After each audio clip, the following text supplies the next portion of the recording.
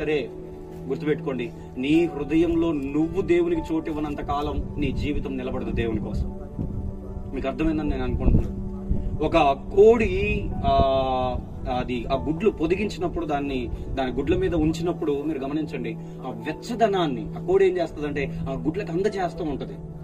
3 వారాలు అలా ఉంచుతారు కదా, కొన్ని వారాలు అలా ఉంచుతున్నప్పుడు ఆ వెచ్చదనం అనేది దానికి ఆ గుడ్డుకు అందజేస్తున్నప్పుడు, ఆ చిన్న లోపల ఉన్నటువంటి బిడ్డకు అందజేస్తున్నప్పుడు అదేం చేస్తుంది తెలుసా? ఆ వెచ్చదనాన్ని తీసుకుని ఆ లోపల ఉన్నటువంటి ఆ కోడి పిల్ల దాన్ని పొడుచుకుని మరి ఆ గుడ్డును పగలగొట్టుకుని మరి అది బయటకు వస్తుంది. మనం ఆలోచన చేస్తే ఎన్ని రోజులు వాక్యం అనే వెచ్చదనం నీ దగ్గరకు వస్తున్నా నువ్వు చోటు ఇవ్వనప్పుడు అది నీలో ఫలించదు. నువ్వు క్రీస్తుని నేర్చుకున్నటువంటి వారముగా మనం ఉండము.